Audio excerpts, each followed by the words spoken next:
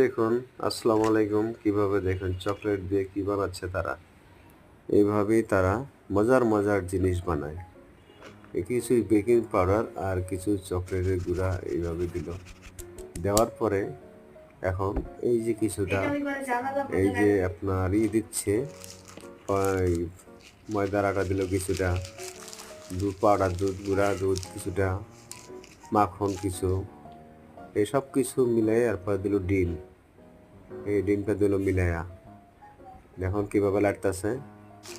এরপরে দিয়ে নাড়াচাড়া দিয়ে এরপর দেখেন এটা কীভাবে করতেছে, খামির করতেছে।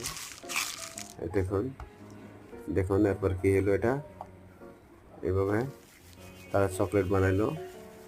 চকলেট বানায় আবার গোল গোল করে দেখুন কিভাবে কি করতেছে।